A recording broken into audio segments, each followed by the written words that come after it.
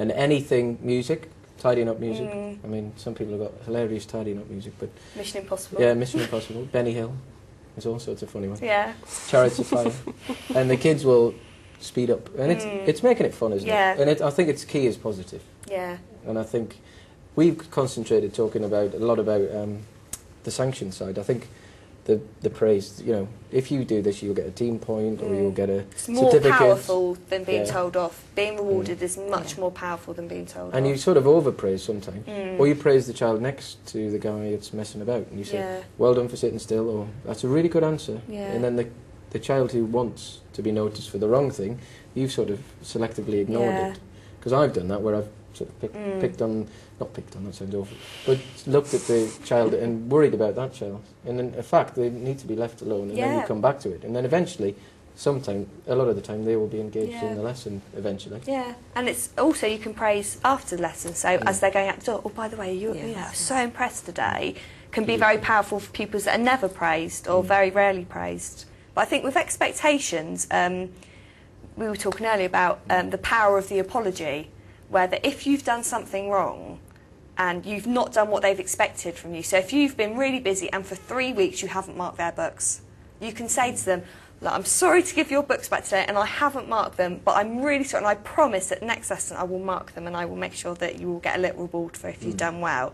Then when they do something that they shouldn't, which they all will because they're all kids, they're all children, so they all will do something wrong, it's safe for them to apologise to you because you've shown them that sometimes you don't meet those really high expectations. From the very beginning, the boundaries need to be set, but the children, no matter how young they are, I mean, we're an infant school, and even 4-year-olds can have some negotiation with you as regards to things like rules for the classroom and for the school as a whole.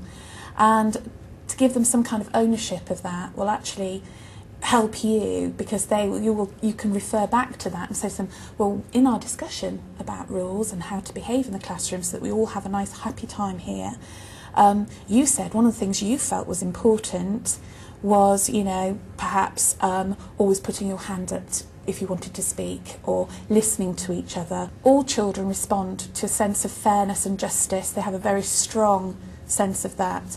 And if you're consistent and you actually make sure that the rules are followed and you're calm in your approach, then that will follow on.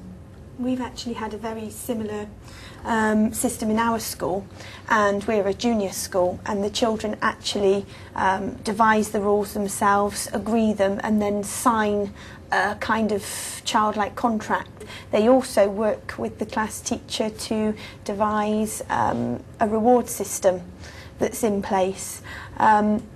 Also, to make learning most effective and positive, we make sure our classrooms are well organised so that the children can be completely independent in the things that they do. Especially younger children will want to please you, and so you're working from a good base anyway, and you just need to maximise that. So you need to make them feel that they are working in partnership with you, and just making them feel that they've got something vested in it and that they're very clear about the rewards but also the sanctions that you might be having in place. They like to know where they are. Every primary teacher I've ever encountered really will do with the children within the first few days. We'll sit down and we'll discuss what kinds of expectations of behaviour we'd like to see, what will keep us all safe and happy within the classroom. It's really important that the language that is used with rules, that is a very positive language, that you don't end up with a list of do nots. They should be, do this, please try to, you know, always, you know, think about doing this, but making it very positive. And then they need to be displayed in the classroom. It needs to be very explicit, and you need to constantly refer to them. And when children are behaving in a way that matches the rules, you say, you know, well done. You know, you showed everybody a really good example there of our rule that tells everybody to whatever the rule is.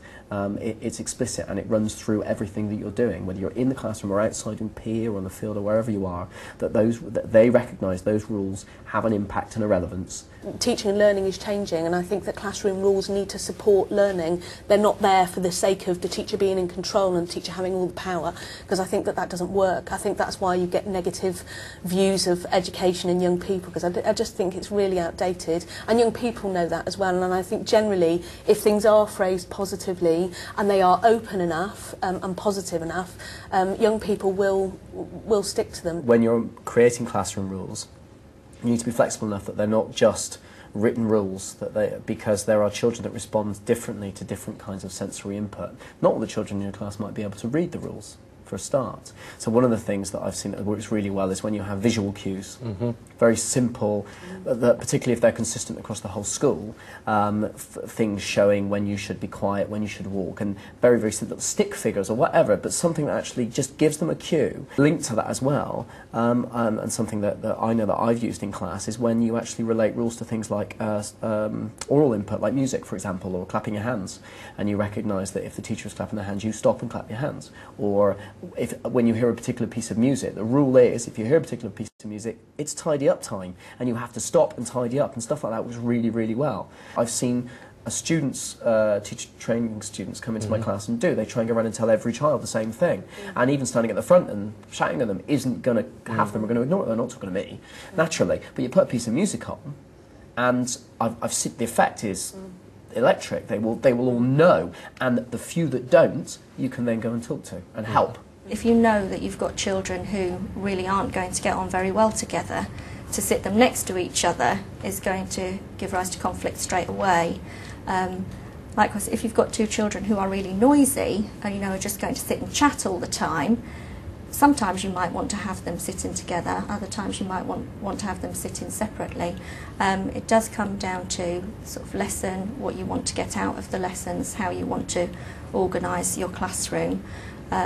I would always put them in groups, because I want to encourage the children in the primary age range to be sort of social learners, as well as to be independent in what they do. On a very fundamental level, classroom organisation and arrangement is absolutely essential to learning. Personally, I favour to move away from the traditional classroom with desks in rows, and find a horseshoe shape works quite well, a horseshoe shape arrangement of desks with a clump of desks in the middle. And that way, no matter where you are in the classroom, you can always see what's going on. It allows easy movement around, and of course, the students have nowhere to hide effectively. If you need to perhaps do group work, it's just a matter of turning chairs around, which minimises disruption. Visibility is the key. You might not want to audibly acknowledge that you are aware that someone's misbehaving, but it does need acknowledging. Non-verbally is just as good as any, a look. And again, you being able to see every single student, no matter where you are in the classroom, is essential to that. If they think that they can hide from you, they will push the line, they will try and overstep the line. But as long as they're aware that you can see everything that's going on in your classroom, then you'll minimise disruption. But it is that balance between your whole class and your individuals, and trying to find a way to manage both of those things. And you do have to know your class, which comes with time. The Handbook, Key Questions in Behaviour, a resource for initial teacher training students, their tutors and mentors, is available to accompany this DVD. Please visit the Behaviour for Learning website for more information.